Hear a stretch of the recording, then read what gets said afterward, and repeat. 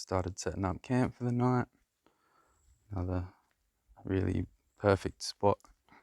Can have a little bit of a fire. There isn't any super good firewood, but there's lots of it. So I'll be able to play with that for a little while. Spewing, I caved in and got Macca's at Mount Isa.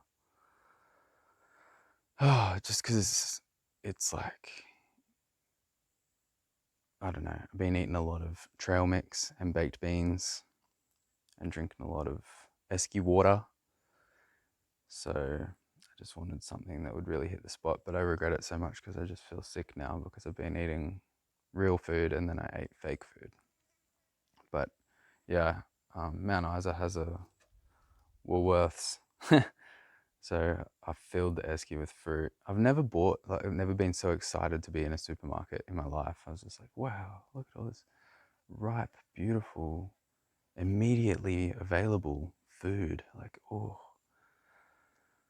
I think I got myself like an iced coffee for in the morning too. Like really, I was in this mode of like treating myself because I was just like, yeah, making the most of it. This camping setup's perfect, like because this is a roadside stop between Cloncurry and Mount Isa, which is perfect. Yeah, you're allowed to stay here for like overnight, and if it rains, I've got the swag on the tarp there, and I'll just drag the whole tarp as a unit underneath there if we have another storm tonight. And there are toilets here, which is awesome. It's like everything you could want, really. It's like another perfect spot. Like, man, I'm happy to sleep anywhere at this point, especially if it's free. Like, it's such a bonus. I wasn't expecting to have like shelter and like water at like heaps of these rest stops and toilets, and yeah, I thought it was going to be even rougher than it was. Yeah, I don't know if this is like for people or what's going on. I've got heaps of water now. I got like a big 6-pack of water bottles, like 1.5 litre water bottles from Woolies as well. I've learned to just stock up and have an abundance, and because I get through it all anyway, like so quickly, so much faster than you'd think, than I would think. Yeah, and this is my gym. It's like many rest stops like this have been the gym. Road train. Those kind of places are my gym. And I usually do it like at midday when it's like too hot to drive anymore. I just pull over at a rest stop and just like, that's my gym. Or the back of the tray. But you got to be in a shady spot because that is like a hot plate in the middle of the day. So you got to find a nice shady spot. And these are my nature gyms. And obviously the hiking and the exploring and everything as well, but I haven't been finding as many places to explore because it's like 40 degrees and there's nowhere to swim. Like I would 100% go through 40-degree heat if there was like a waterfall or a creek at the end. That's another plus. Like a few of the places that I've passed have actually had water. There were some places at Mount Isa, but it was like real murky, and I don't know about swimming in this part of Queensland. So I figure better to be safe than sorry, right? I've got like another person to go and meet has emerged like since I've been traveling. So through the magic of the internet, and they're keen to like film it as well and film some stuff, take some photos. So I'm excited for the human interaction. I think we did like one live stream in the past on Instagram or something like that, but we've never met in real life. So we'll see how we go with that. That kind of stuff is always fun, adds an extra element to this whole experience. in the end, I'm hoping that like I have heaps of like collaborative um, projects and stuff lined up all around the whole country, and I could just be like driving around the country just doing this, which I love, and like yeah, camp like a few nights and then arrive at a place, spend some time there, do a bunch of creative stuff, and then camp a few nights to the next place. Like that's the ideal. That would be really fun. That's like an ideal. There's so many different things that I want to do with my life. It's one of my biggest problems. Like if I could just stick to one simple thing, I feel like it would be far easier. But I want to do it all. I want a very rich human experience. I want to leave anything out. Like on the one hand, I want to be a creative, like what do you call that? Like the annoying, like so creative that everybody's just frustrated. You know, like the artist that's just like wants everything to be so abstract and magical and mystical and just fun and exciting, and it's got to be like everything turned up to the maximum.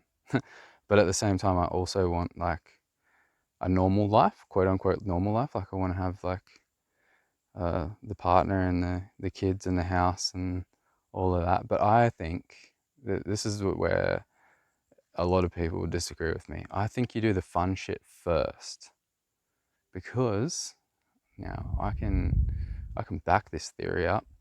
I've seen like pretty much everybody try to do it the other way. Everybody tries to do the hard work first, and none of them, like very few people, get to the part where they do the fun shit.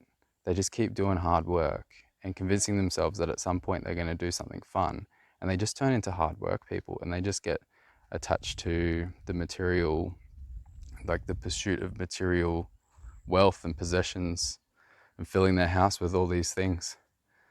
So I say, don't have anything. Don't try to like buy a house and like investments and all that stuff. I say, do all the fun shit first, have the experiences first, grow as a person, and then you'll be more valuable wherever you go, whatever you do, because you'll just be like richer in here, and people will want to employ you, or people will want to work with you, or people will want to like just like watch your YouTube videos, you know. Like that's my theory, but I could be totally wrong. I could just end up be like I've like, to be fair, okay, let's balance this. So I've seen a lot of like really conservative people take the safe bet every single time and just get the secure job, buy the house, take the steps, follow the instructions. I've seen that, and I've seen that they didn't have a lot of fun. But I've also seen that, like, if you swing the pendulum all the way the other way, I've seen the punk rockers who like that was my youth, like being around all that shit. And I've seen like the struggling artists who just refuse to compromise any of their authenticity or compromise anything ever.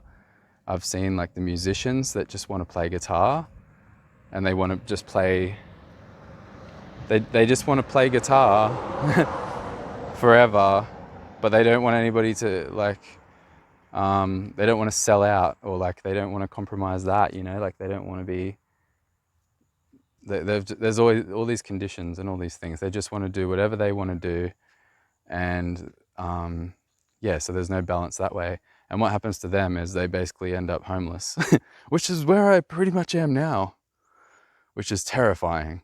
Like refusing to compromise and refusing to compromise. But I haven't totally refused. Like I have taken steps to, I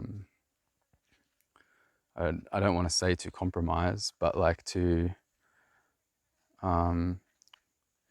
yeah, I haven't gone all the way to like the struggling artist that refuses to change, and I haven't gone all the way to the safe bet every time.